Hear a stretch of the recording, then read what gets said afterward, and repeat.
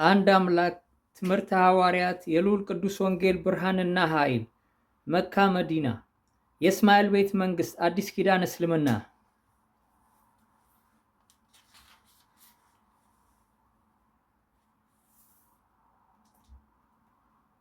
ኖቬምበር 2024 ዩኬ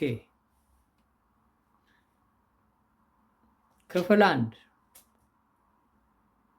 ቁጥር 1 እስራኤል ሆይ ስማ፣ አምላካችን እግዚአብሔር አንድ እግዚአብሔር ነው። አንተም አምላክን እግዚአብሔርን በፍጹም ልብ፣ በፍጹም ነፍስ፣ በፍጹም ኃይል ውደድ። ቁጥር 2 የእግዚአብሔር መንፈስ የሆነው መንፈስ ቅዱስ በማርያም ማኅፀን ላይ ጸልሎ ክርስቶስ ኢየሱስ የእግዚአብሔር ልጅ ሆኖ ተገልጧል።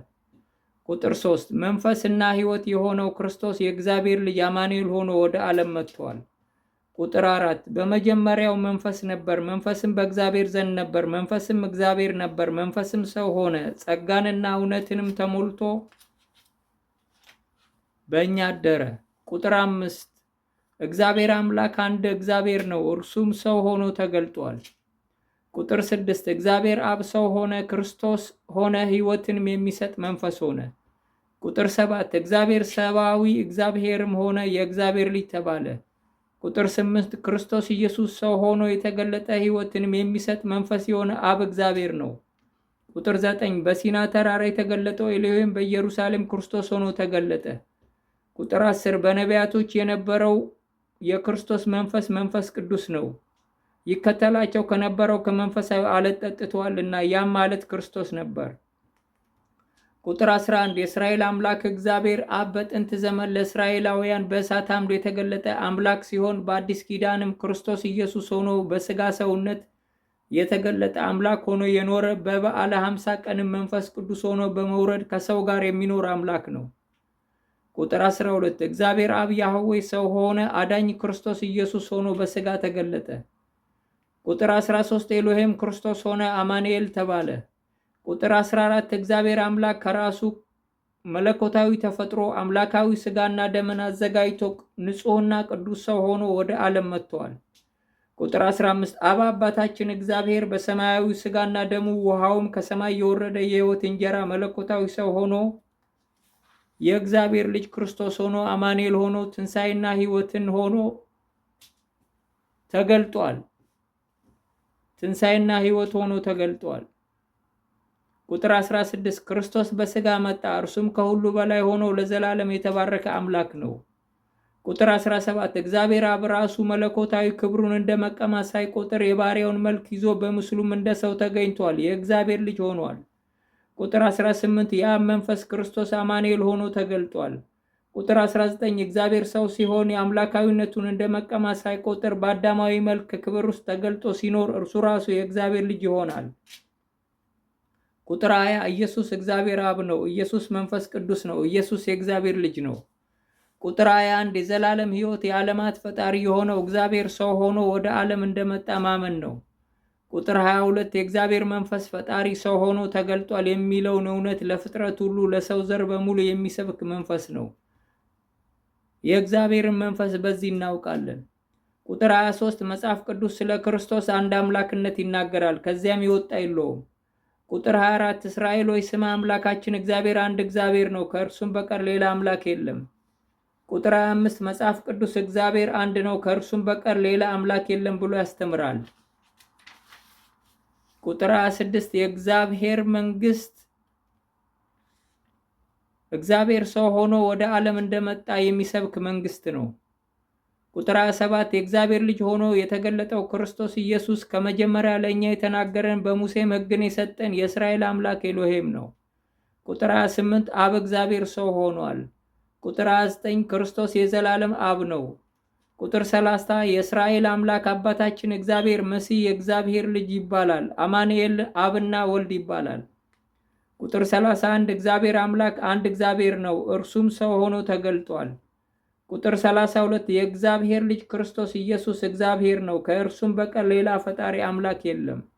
እርሱ አብ ነው፣ ስለ እኛ ሰው በመሆኑ የእግዚአብሔር ልጅ ነው። ቁጥር 33 በመጀመሪያው ቃል ነበር፣ ቃልም በእግዚአብሔር ዘንድ ነበር፣ ቃልም እግዚአብሔር ነበር። ሁሉ በእርሱ ሆነ፣ ከሆነውም አንዳችስ እንኳ ያለ እርሱ አልሆነም። ቁጥር 34 ኤሎሄም አንድ ነው፣ ከእርሱም ሌላ ኤሎሄም የለም። ቁጥር 35 የሙሴ አምላክ ኤሎሄም በሥጋ ሰውነት የእግዚአብሔር ልጅ ክርስቶስ ኢየሱስ ሆኖ ተገለጠ። ቁጥር 36 ኢየሱስ ያህዌ ነው። ቁጥር 37 የማይታየው የእስራኤል አምላክ ሰው ሆኖ ተገልጧል። ቁጥር 38 እግዚአብሔር እንደ እኛው ፍጹም ሰው ሆኖ ሲኖር መለኮታዊ ክብሩን ፈጣሪነቱን እግዚአብሔር አባቴና አምላኬ ይለዋል። ቁጥር 39 አንዱ ፈጣሪ አምላክ እግዚአብሔር ራሱ ሰው ሆኗል። ቁጥር 40 የእግዚአብሔር ልጅ የእግዚአብሔር በሥጋ መገለጥ ነው። ቁጥር 41 የእግዚአብሔርን በሥጋ መገለጥ ያየ እግዚአብሔርን አይቷል። ቁጥር 42 የአብ መንፈስ ክርስቶስ የእግዚአብሔር ልጅ አማኑኤል ሆኖ ተገልጧል። ቁጥር 43 የእግዚአብሔር መንፈስ ሰው ሆኖ በመገለጡ የእግዚአብሔር ልጅ ተብሏል። ቁጥር 44 የእግዚአብሔር መንፈስ ሰው ስለሆነው ተፈጥሮ የእግዚአብሔር ልጅ ተብሏል። ቁጥር 45 እግዚአብሔር የእግዚአብሔር ልጅ ሆኖ ተገልጧል። ቁጥር 46 የእግዚአብሔር መንፈስና ሕይወት ሰው ሆኖ የእግዚአብሔር ልጅ ሆኖ ወደ ዓለም መጥቷል። ቁጥር 47 ከመጀመሪያ የነበረው የእግዚአብሔር ቃል መንፈስና ሕይወት ነው። ቁጥር 48 የእስራኤል አምላክ ያህዌ መንፈስ ነው፣ እርሱም ሰው ሆኖ ተገልጧል። የእግዚአብሔርንም መንግሥት ለሰው ልጆች ሰብኳል። በእርሱ የሚያምን የዘላለም ሕይወት አለው፣ በእርሱ የማያምን ግን የዘላለም ሕይወት የለውም። ቁጥር 49 እግዚአብሔር አብ ቅዱስ መንፈሱን ሥጋ ለባሽ ሁሉ ላይ አፍስሶ ሰውን ሁሉ እንደገና ከውሃና ከመንፈስ ፈጥሯል፣ ሞትንም ለዘላለም አስወግዷል። ቁጥር 50 በኃጢአቱ ከገነት የተባረረው አዳም ሰው ሆኖ በተገለጠው እግዚአብሔር በክርስቶስ ኢየሱስ በኩል ተመልሷል። ከኃጢአት ሞት ፍርድ ከሲኦል ነፃ ወጥቷል። ከሲኦል ነፃ ወጥቶ ድኗል። በክርስቶስ በኩል ወደ ገነት ገብቷል። ቁጥር 51 በሙሴ የተሰጠው ሕግ በክርስቶስ ሕግ ታድሷል፣ ተፈጽሟል፣ አዲስ ኪዳን ሆኗል። ቁጥር 52 ብሉይ ኪዳን የበግ ደም መስዋዕት ሲሆን አዲስ ኪዳን የክርስቶስ ደም መስዋዕት ነው። ቁጥር 53 የእስራኤል አምላክ ኤሎሄም ሰው ሆኖ የተገለጠበት ሥጋና ደሙ ሰማያዊ ነው። የዘላለምን ሕይወት የሚሰጥ መንፈሳዊ ሥጋና ደም ነው። የዘላለምን ሕይወት የሚሰጥ መንፈሳዊ ሥጋና ደም ነው። ቁጥር 54 እግዚአብሔር በሥጋ በውሃና በደም በመንፈስ የእግዚአብሔር ልጅ ሆኖ የመጣ አምላክ ነው። ቁጥር 55 የኤሎሄም ሥጋና ደም ከሰማይ የወረደ የሕይወት እንጀራ ነው። ከአብ ቅዱስ መንፈስ የወጣ ሥጋና ደም ነው። ቁጥር 56 ክርስቶስ ከሰማይ ሰማያዊ ነው። ቁጥር 57 ኢየሱስ ክርስቶስ አብ እግዚአብሔር መንፈስ ቅዱስ አንዱ የዓለማት ፈጣሪ ጌታ አምላክ ነው። ቁጥር 58 ክርስቶስ ኢየሱስ ከመጀመሪያ ለእኛ የተናገረን አምላካችን አብ እግዚአብሔር ነው። ቁጥር 59 እግዚአብሔርንም የመምሰል ምስጢር ያለ ጥርጥር ታላቅ ነው። በሥጋ የተገለጠ፣ ለመላእክት የታየ፣ በመንፈስ የጸደቀ፣ በአሕዛብ የተሰበከ፣ በዓለም የታመነ፣ በክብር ያረገ። ቁጥር 60 ክርስቶስ የእግዚአብሔር ልጅ መንገድ፣ እውነትና ሕይወት ነው። እርሱ እኛን የሰው ልጆችን ሊያድን ከሰማይ የመጣ እግዚአብሔር ነው። ቁጥር 61 ሰው ክርስቶስ ኢየሱስን በማመን ዳግመኛ ከውሃና ከመንፈስ ይፈጠራል። አዲስ ሥጋና ደም ውሃ ይለብሳል። ቁጥር 62 በክርስቶስ ኢየሱስ ያለው የሕይወት መንፈስ ሕግ ከኃጢአትና ከሞት ሕግ ፍርድ ነፃ የሚያወጣው መንገድ እግዚአብሔር ሰው ሆኖ የእግዚአብሔር ልጅ ሆኖ ዋለኛው አዳም ሆኖ እንደመጣ እና ለዓለም የኃጢአት ስርየት የመስቀልን ሞት እንደሞተ እና ሞትንም በኃይሉ ድል ነስቶ እንደተነሳ የሰው ልጆችን ኃጢአት እንዳስተሰረየ ማመንና እንድንበት ዘንድ ከሰማይ በታች ላለነው ሰዎች ሁሉ በሰጠን ስም በኢየሱስ ክርስቶስ ስም ንስሐና የኃጢአት ስርየትን እንድንቀበል ሞቱን በሚመስል ሞት እንድንሞትና ትንሣኤውን በሚመስል ትንሣኤ እንድንነሳ ከውሃና ከመንፈስ እንድንፈጠር የውሃና የመንፈስ ቅዱስ ስም ጥምቀትን በአብ በወልድና በመንፈስ ቅዱስ ስም መጠመቅ ነው።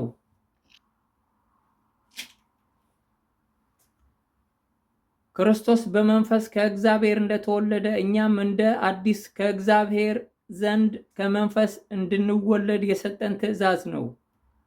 ቁጥር 63 በክርስቶስ ኢየሱስ ስም አምኖ የውሃ ጥምቀትን የሚፈጽም ሞቱን በሚመስል ሞቶ ትንሣኤውን በሚመስል ትንሣኤ ይነሳል።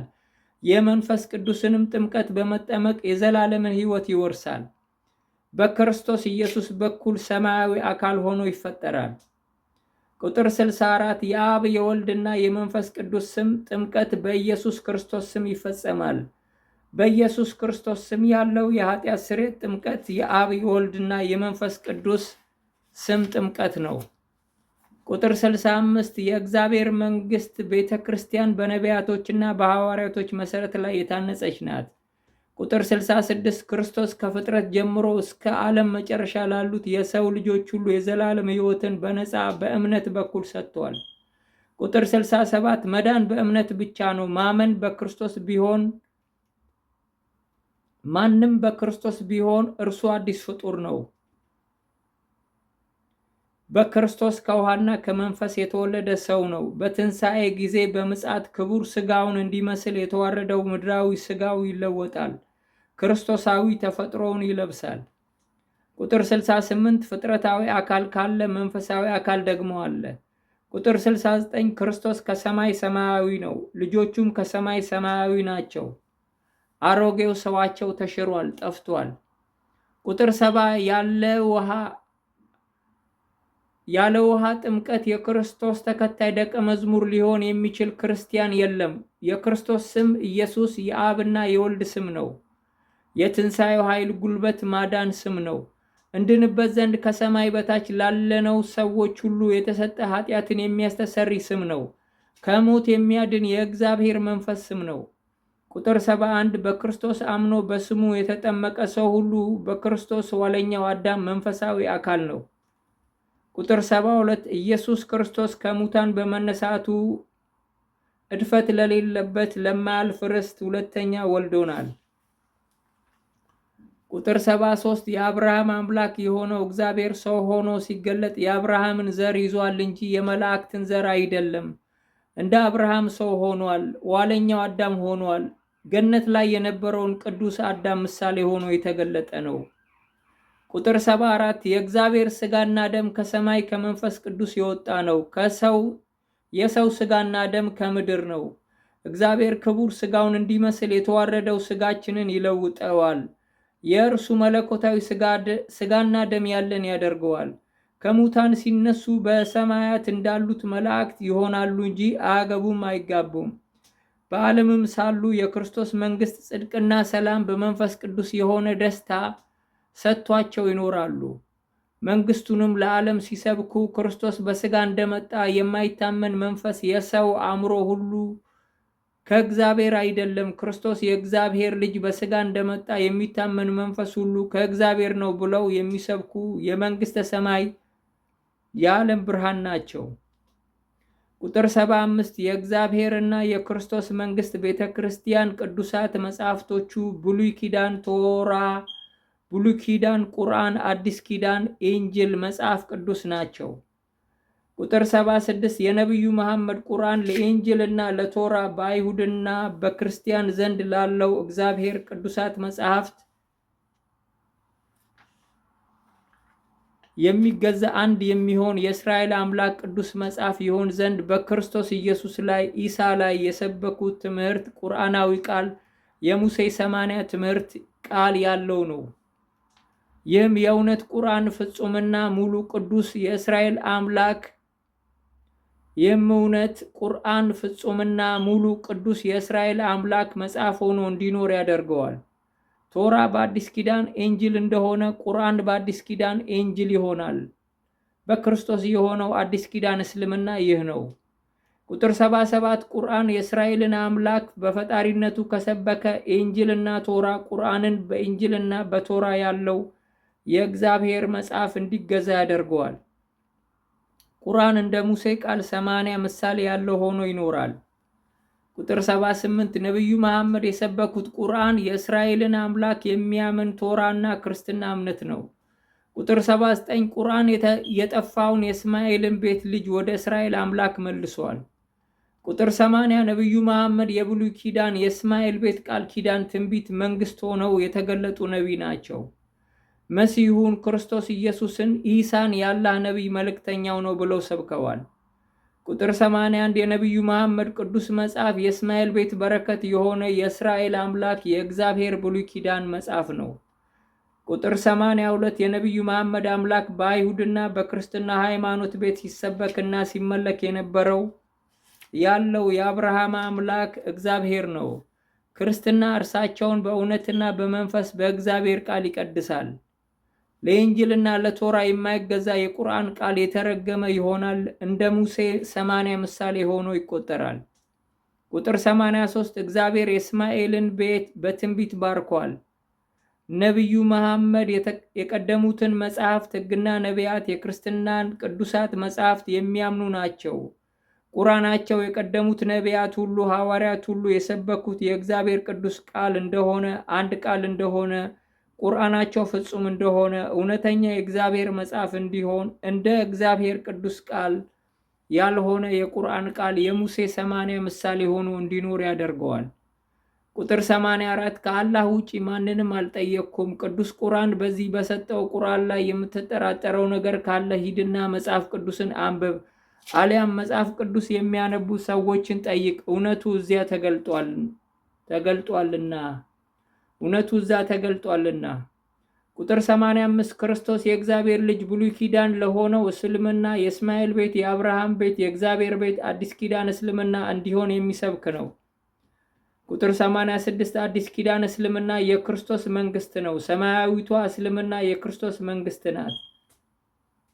ቁጥር 87 እግዚአብሔር የእስማኤልን ቤት በነቢዩ መሐመድ በኩል በቁርአን በኩል የእስልምና ሃይማኖት ሆኖ ወደ አብርሃም አምላክ እንዲመጣ አድርጎታል። ቁጥር 88 የአዲስ ኪዳን እስልምና ሃይማኖት ጀማሪና ፈጻሚ ክርስቶስ ኢየሱስ ነው። ለእስማኤል ቤት የገባውን በረከት ቃል ኪዳን በነቢዩ መሐመድ በኩል ታላቅ መንግስት እንዲሆን አድርጎ ፈጽሟል።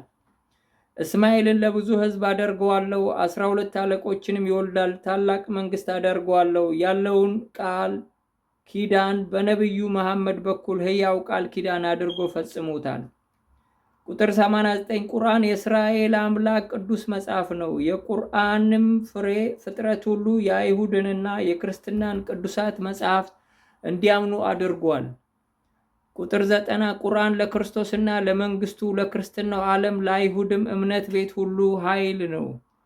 የእስማኤል ቤት በረከት ነው።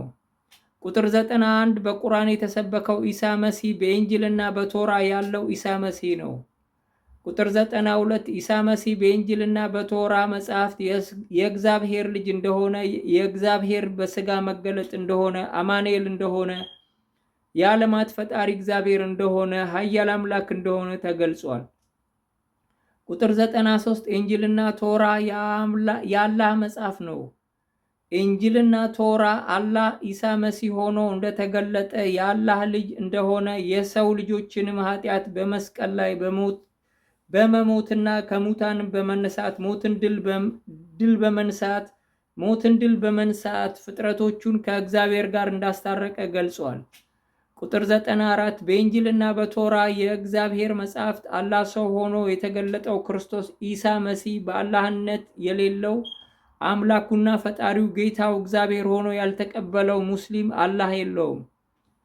ቁጥር 95 አዲስ ኪዳን እስልምናን የሚቃወም እስልምና የአላህን መንግስት አይወርስም። የአላህ መንግስትና የዘላለም ሕይወት ትንሣኤ የለውም።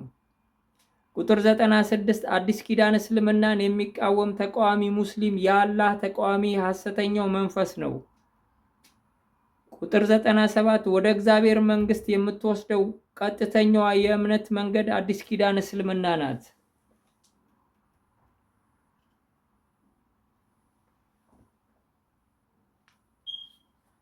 ቁጥር 98 አዲስ ኪዳን እስልምናን የሚቃወም ክርስትና ሐሰተኛው ክርስቶስ ነው። የሰማይ አምላክ መንግስት የሚሰብከው የሕይወት ቃል የመጽሐፍ ቅዱስ ትምህርት አዲስ ኪዳን እስልምና እምነት ነው። ይህም መንግስት በነቢዩ መሐመድ በኩል ወደ እስራኤል አምላክ ቤት ለመጣው እስልምናው ቤት የሆነ መንፈሳዊ ዘጸአት ነው።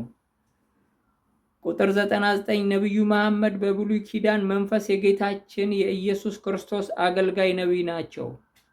እግዚአብሔር አምላክ ቅዱስ ገብርኤልን ልኮ ለነቢዩ መሐመድ አምላክነቱን ገልጾ በማሳመን ቁርአንን አውርዶ በእርሳቸው በኩል የአብርሃምን በረከት ለእስማኤል ቤት ሰጥቷል። ነቢዩ መሐመድ በብሉይ ኪዳን መጽሐፍ የተባረከው የእስማኤል ቤት ዘጸአት ናቸው። ቁርአናቸው የሙሴን የኢሳን ጌትነት፣ የአምላክነት፣ አዳኝነት፣ የመስቀሉ ሞትና ትንሣኤ፣ የኃጢአት ስርየትን በአይሁድና በክርስትናው ቅዱሳት መጻሕፍት በኩል ሊሰብከው ይገባዋል። ቁጥር 100 አላህ በኢንጅልና በቶራ የማይታይ መንፈስና ሰው ሆኖ የሚገለጥ አምላክ እንደሆነ ኢሳ መሲህ ሆኖ ከሰማይ ወደ ዓለም እንደሚመጣ ተጽፏል። አላህ በኢንጅልና በቶራ የማይታይ መንፈስና ሰው ሆኖ የሚገለጥ አምላክ እንደሆነ ኢሳ መሲህ ሆኖ ከሰማይ ወደ ዓለም እንደሚመጣ ተጽፏል። ቁጥር 101 የአላህን በሥጋ መገለጥ የአላህ ልጅ ኢሳ መሲህ ሆኖ መምጣትን የሚያምን ሰው ሁሉ የዘላለም ሕይወትን ይቀበላል። ኢሳን አይቶ የሚያምን ሁሉ የዘላለም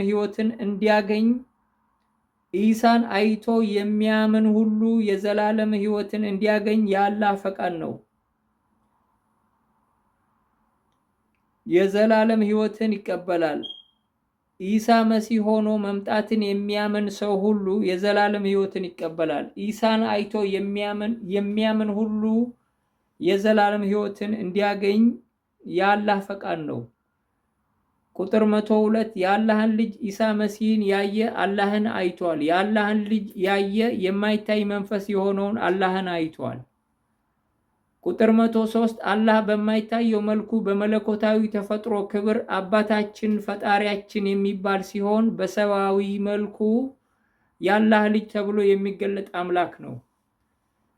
ቁጥር 104 ብሉይ ኪዳን የሆነው እስልምና ሃይማኖት ቤት የእስማኤል ቤት፣ የአብርሃም ቤት፣ የእግዚአብሔር ቤት አዲስ ኪዳን እስልምና እንዲሆን የሚሰብከው የአላህ መንፈስ ነው።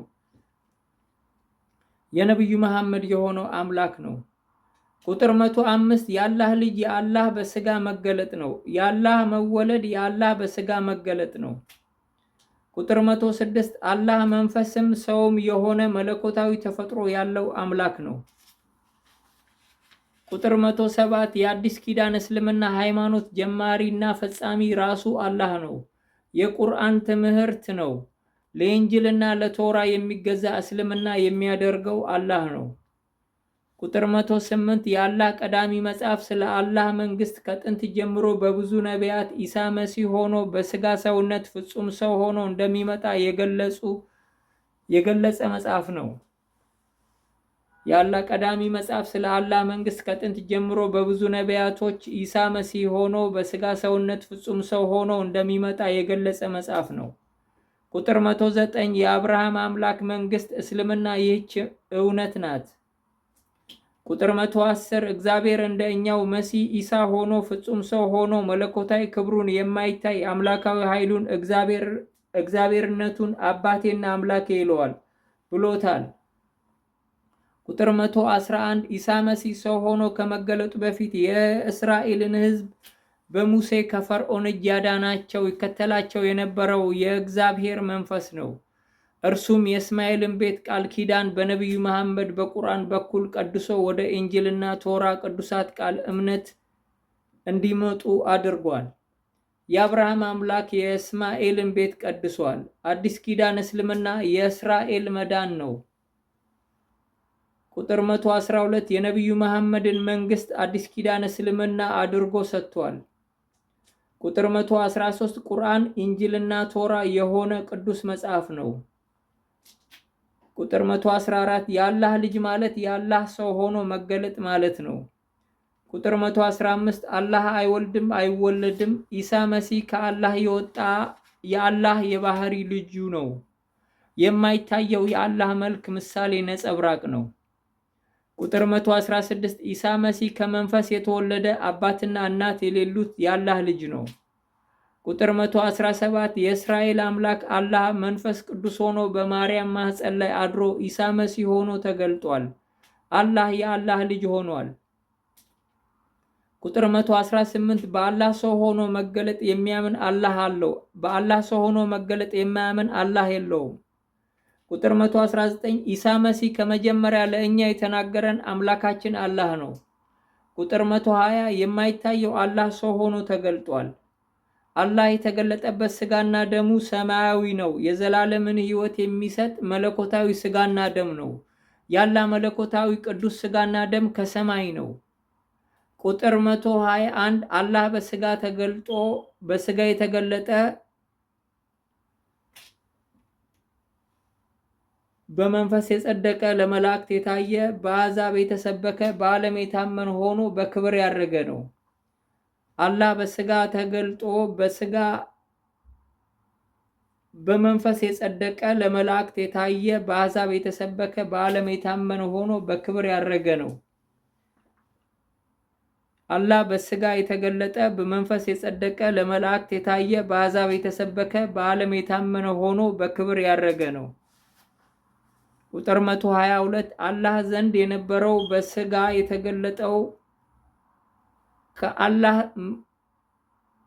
ከአላህ ዘንድ የነበረው በሥጋ የተገለጠው ኢሳ መሲህ ከሁሉ በላይ ሆኖ ለዘላለም የተባረከ አምላክ ነው።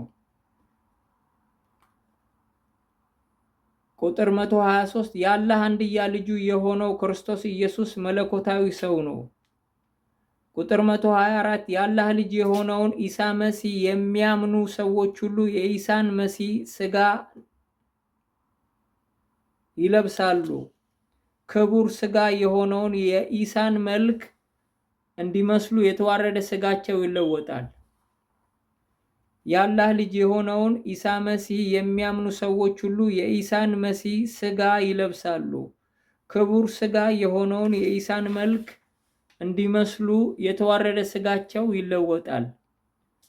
ቁጥር 125 በትንሣኤ ቀን የኢሳ መሲህ ተከታዮች በትንሣኤ ቀን ያላቸው አካል የአላህ ሥጋና ደም ነው።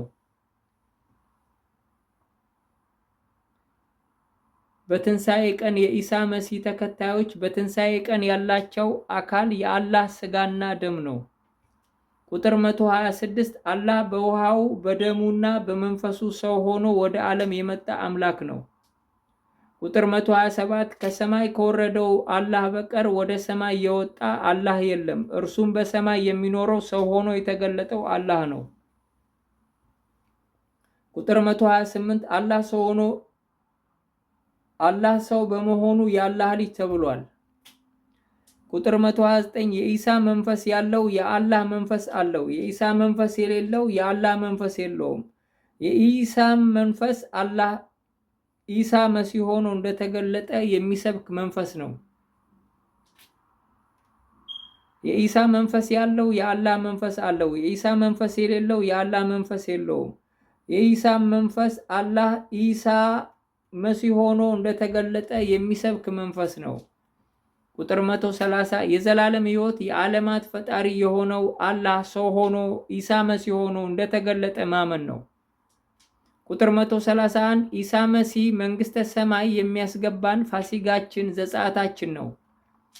ቁጥር 132 ኢሳ መሲህ ፋሲጋችን ዘጸአታችን የሆነ የእግዚአብሔርን መንግሥት የሚያዋርሰን መንገድ እውነትና ሕይወት ነው።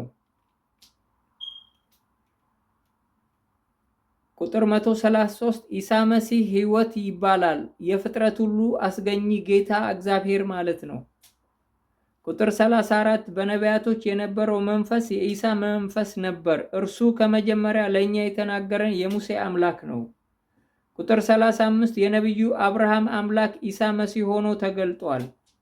ቁጥር 136 አላህ በአዳም መጠን በሆነ መንፈስ ነፍስና ሥጋ ውስጥ ተገልጦ የመጣ ስለሆነ የአላህ ልጅ የሰው ልጅ ተብሏል። ቁጥር 137 ለአብርሃም ቤት፣ ለይስሐቅ ቤት፣ ለእስማኤል ቤት፣ ለያዕቆብ ቤት፣ ለእስራኤል ቤት፣ ለአይሁድ ቤት የዓለም መድኃኒት ሆኖ ኃያል አምላክ ሆኖ ያልተሰበከ መሲህ ኢሳ የለም። ቁጥር 138 ቁርአንን የሚከተል ሙስሊም የኢንጂልና የቶራን ኢሳ መሲህን ሊቀበለው ይገባዋል። ቁጥር 139 ኢሳ መሲህ ከመጀመሪያ ለእኛ የተናገረን በሙሴ ሕግን የሰጠን ኤሎሄም ነው፣ እርሱም እውነትና ሕይወት ሆኖ ተገልጧል። ቁጥር 140 ኢሳ መሲህ የአላህ ልጅ ሆኖ ሲገለጥ በአላህ እመኑ በእኔም ደግሞ እመኑ ብሎ ሰብኳል። እኔና አላህ አንድ ነን ብሎ ሰብኳል። ቁጥር 141 እኔን ያየ አላህን አይቷል፣ እኔና አላህ አንድ ነን አይታችሁትማል ብሎ ሰብከዋል። ቁጥር 142 ኢሳ መሲህ ቅዱሱን የአላህ መንፈስ በሥጋ ለባሽ ሁሉ ላይ አፍስሶ ሰውን ሁሉ እንደገና ከውሃና ከመንፈስ ከአላህ መለኮታዊ ተፈጥሮ ይፈጥረናል። ቁጥር 143 የኢንጂል እና የቶራ ቅዱሳት ቃል እርሱም አምላካችንና ፈጣሪያችን አላህ ሰው ሆኖ ተገልጧል የሚለው ቃል ፍጹም እውነት ነው። ቁጥር 144 የኢሳ መሲህ ደም ያለው ሰው ሁሉ ሲሞት እንደ ኢሳ ከሞት ይነሳል። የአላህን ደም የተረጨ የአላህ ደም አለው፣ ሕይወት አለው። ቁጥር 145 የአላህ ቃል ሰው ሆኖ ኢሳ መሲህ ሆኖ የአላህ ልጅ ሆኖ ተገልጧል። ቁጥር 146 የኢሳ መሲህ ክቡር ስጋና ደም የአላህ መለኮታዊ ስጋና ደም ነው። ቁጥር 147 አላህ ከጥንት ጀምሮ በነቢያቶቹ የመንግስትን ቃል ሰብኮ በዘመን መጨረሻ ኢሳ መሲህ ሆኖ በመገለጥ ዓለምን አድኗል። ቁጥር 148 ኢሳ መሲህ ለኃጢአታችን ስርየት የገዛ ደሙን አቅርቦ ከእግዚአብሔር ጋር እንድንታረቅ እና እንድንድን ያደረገን አማላጃችን ነው። የመስቀሉ ሞትና ትንሣኤ ከእግዚአብሔር ጋር እንድንታረቅ ያደረገ ኃይል ነው። ቁጥር 149 ኢሳ መሲህ በምልጃው በመስቀሉ ሞትና ትንሣኤ ከእግዚአብሔር ጋር አስታርቆናል። ቁጥር 150 ኢሳ መሲህ የአላህ ልጅ ሆኖ ከአላህ ጋር ያስታረቀን ሊቀ ካህናችን ነው። በአላህ ቀኝ ቆሞ ስለ እኛ ኃጢአት ስርየት የሚማልድልን ነው። ቁጥር 151 የአላህ ልጅ የኢሳ መሲህን ውሃና ደም መንፈስ የተቀበለና ከአላህ ዘንድ የተፈጠረ የሰው ዘር በሙሉ እንደ ኢሳ መሲህ እንደ መላእክቶቹ ፍጹምና ቅዱስ የአላህ ልጅ ሆኖ የሚኖር መለኮታዊ ሰው ነው። ቁጥር 152 በአላህ ልጅ በሆነው በኢሳ መሲህ ደም ስጋና መንፈስ የተፈጠረው የሰው ልጅ በሙሉ በሰማይ እንዳሉት መላእክት ይኖራል እንጂ አያገባም አይጋባም። ቁጥር 153 መላእክት አይዋለዱም፣ የእግዚአብሔርን ስጋና ደም የለበሰ ሰውም ሁሉ እንዲሁ ነው። ቁጥር 154 መላእክትና ሰው በመዳቀል ተዋልደዋል የሚለው ቃል ትምህርት የአላህ ቃል አይደለም። የአላህ ቃል አይደለም። ቁጥር 155 ቅዱሳን መላእክት የአላህ መላእክቶች ይሞታሉ በፍጻሜም ዘመን ይነሳሉ የሚለው ትምህርት የአላህ ቃል አይደለም። ቁጥር 156 ኃጢአት ያላደረጉ መላእክት አይሞቱም፣ የእግዚአብሔር መለኮታዊ ተፈጥሮ የሞላባቸው የልዑል ቅዱስ መናፍስት ናቸው። ቁጥር 157 ሕይወት ያለውና ሕይወት የሌለው መንፈስ አለ። ቁጥር 158 የአላህ መንፈስ የሕይወት መንፈስ ነው። አላህ ሕይወትን የሚሰጥ ቅዱስ መንፈስ ነው። ቁጥር 159 አላህ መንፈስ ቅዱስ ይባላል። አላህ መለኮት ኃይል ፈጣሪ አስገኚ አባት ይባላል። አላህ ኢሳ መሲህ ሆኖ በመገለጡ የአላህ ልጅ ይባላል። ቁጥር 160 አላህ ቅዱስ መንፈስ ሆኖ በመገለጥ በማርያም ማህፀን ላይ አድሮ ሰው ሆኖ ኢሳ መሲህ ሆኖ የአላህ ልጅ ሆኖ ተገልጧል። ቁጥር 161 ፊተኛው ሰው አዳም ከመሬት መሬታዊ ነው፣ ኋለኛው ሰው ክርስቶስ ኢሳ መሲህ ከሰማይ ነው። ቁጥር 167 ፊተኛው ሰው አዳም ፍጥረታዊ አካል ሲሆን ኋለኛው ሰው አዳም ክርስቶስ መሲህ መንፈሳዊ አካል ነው። ኋለኛው ሰው አዳም ክርስቶስ መንፈሳዊ አካል ነው። ኢሳ መሲህ የተዋረደውን የአዳምን ስጋና ደም ክቡር ስጋውን እንዲመስል አድርጎ ለውጦታል። ከመንፈስ የተወለደ መንፈሳዊ አድርጎታል። ኢሳ መሲህ የተዋረደውን የአዳምን ስጋና ደም ክቡር ስጋውን እንዲመስል አድርጎ ለውጦታል። ከመንፈስ የተወለደ መንፈስ አድርጎታል።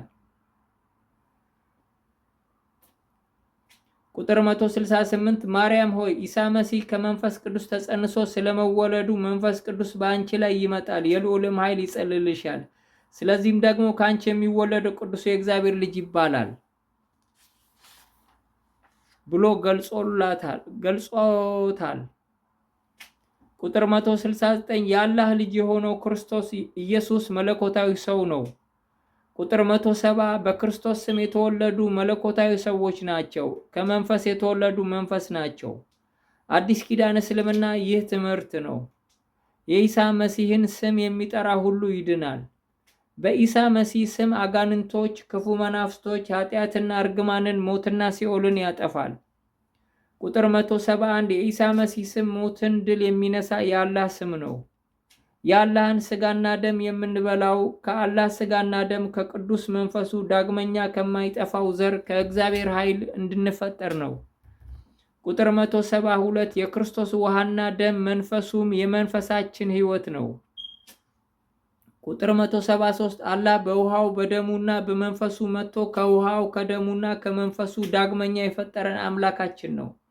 ቁጥር 174 የረከሱ መናፍስቶች፣ የርኩሳን መላእክቶች፣ የሰይጣንና የአጋንንቶቹ መንፈስ ሕይወት የሌለው እርኩስ መንፈስ ነው። የረከሱ መናፍስቶች፣ የርኩሳን መላእክቶች፣ የሰይጣንና የአጋንንቶቹ መንፈስ ሕይወት የሌለው እርኩስ መንፈስ ነው። ቁጥር 175 ሕይወት የሌለው መንፈስ ነፍስ የሌለው መንፈስ ነው። ነፍስ የመንፈሳችን ሕይወት ናት። የመንፈሳችን ሕይወት ነፍስ ይባላል። ቁጥር 176 ክርስቶስ የመንፈሳችን ሕይወት ነው።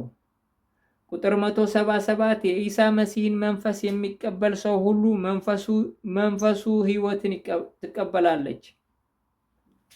የኢሳ መሲህን መንፈስ የሚቀበል ሰው ሁሉ መንፈሱ ሕይወትን ትቀበላለች።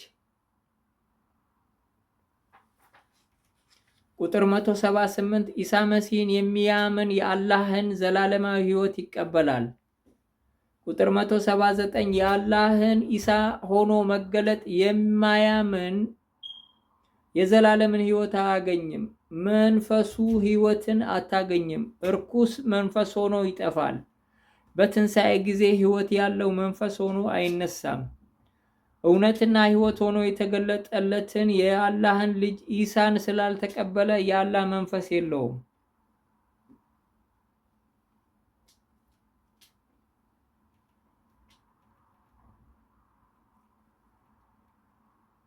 ቁጥር 180 የክርስቶስ የመስቀል ሞት ትንሣኤ የአላህን መንፈስ ቅዱሱን የዘላለም ሕይወት ለሰው ልጆች መንፈስ ለመስጠት ነው።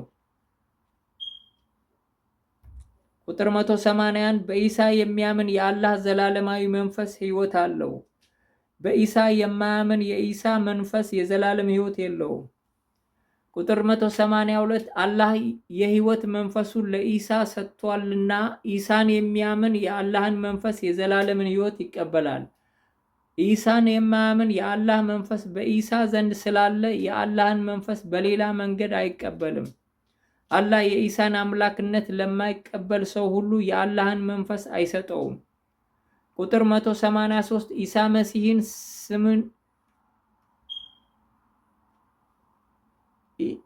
ኢሳ መሲህን ስናምን አላህ ቅዱሱን መንፈሱን ይሰጠናል። ኢሳ መሲህን ስናምን አላህ ቅዱሱን መንፈሱን ይሰጠናል። ቁጥር 184 ኢሳ መሲህን ስናምን አላህ በቅዱስ መንፈሱና በእሳት ያጠምቀናል። ከውሃና ከመንፈስ የአላህ ልጆች አድርጎ ይፈጥረናል። ቁጥር 85 ኢሳ መሲህ የአላህን ልጆች ኃጢአት በደሙ ሊያስወግድ የተገለጠ ነው። በመስቀሉ ሞትና ትንሣኤ የሰው ልጆችን ኃጢአት ሞትና ሰይጣንን አስወግዷል። ኢሳ መሲህ የአላህን ልጆች ኃጢአት በደሙ ሊያስወግድ የተገለጠ ነው። በመስቀሉ ሞትና ትንሣኤ የሰው ልጆችን ኃጢአት ሞትና ሰይጣንን አስወግዷል። በዚህም አላህ ቅዱስ መንፈሱን በኃጢአተኛ ሰዎች ላይ አፍስሶ በመቀደስ የዘላለምን ሕይወት ይሰጣቸዋል። ቁጥር 186 ኢሳ መሲህ የአላህ ምስጢር ነው። የአላህ ቃል ነው። የአላህ መንፈስ ነው። የአላህ ኃይል ነው። የአላህ እውቀትና ጥበብ ነው። የማይታየው የአላህ ባህሪ ነጸብራቅ ነው። ቁጥር 187 መዳን ኢሳ መሲህን የአላህ ልጅ ነው ብሎ በማመንና በመቀበል በሞት ትንሣኤው ከአላህ ቅዱስ መንፈስና እሳት ከአላህ ቃል በመፈጠር ነው። መዳን ኢሳ መሲህን የአላህ ልጅ ነው ብሎ በማመንና በመቀበል በሞትና ትንሣኤው ከአላህ ቅዱስ መንፈስና እሳት ከአላህ ቃል በመፈጠር ነው። ቁጥር 188 የአላህ መንግሥት በኢሳ በኩል ለሰው ልጆች ተሰጥቷል፣ እርሱም የዘላለም ሕይወት ነው። ቁጥር 189 የጌታ የኢየሱስ ክርስቶስ መንፈስ የዘላለምን ሕይወት ይሰጣል። ቁጥር 190 ኢየሱስ አብ፣ ወልድ፣ መንፈስ ቅዱስ የሆነ አምላክ ነው። እግዚአብሔር በሥጋ ታየ፣ ተገለጠ። ሕይወት የሆነው ክርስቶስ የማይታየው አምላክ ምሳሌ ነው። በሰማይና በምድር ያሉት ሁሉ የሚታዩና የማይታዩ ኃይላት፣ ስልጣናት፣ ዙፋናት ሁሉ በእርሱ የተፈጠሩ ናቸው። ቁጥር 191 ኢሳብ ሰማይና ምድርን ሁሉ ሞልቶ የሚኖር መንፈስ ነው።